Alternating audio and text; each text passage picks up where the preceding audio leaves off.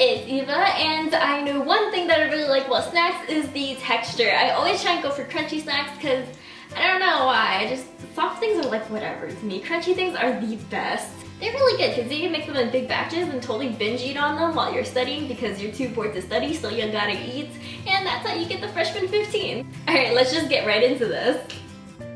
So let's start off with something simple, which is apple chips, and as you've guessed it, the only ingredient you need is apples. So you're just going to take an apple and slice it into as thin and even slices as possible. Now if you have a mandolin, I would totally recommend that you do that because it would make your life so much easier when making these chips.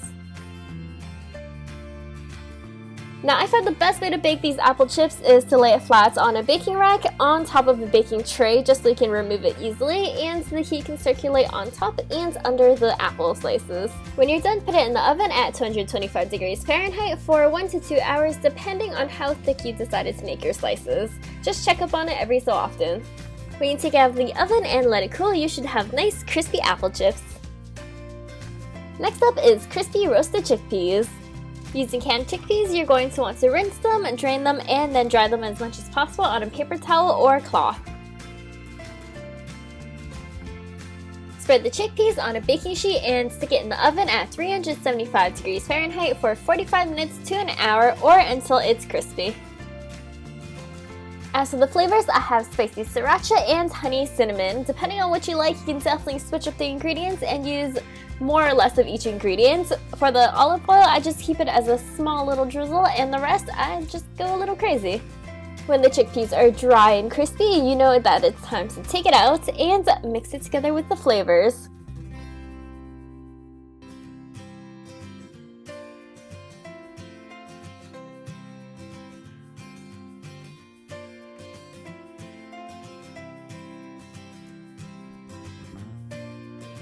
When everything is lightly coated, you're going to want to put it back on that baking sheet and make sure that you spread them all out just so that it can roast nicely and evenly.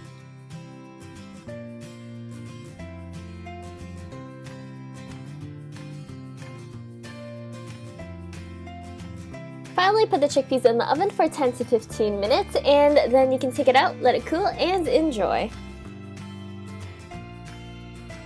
Now let's finish off this video with the most simplest thing, which is hummus dip. All you really need is about a cup of chickpeas,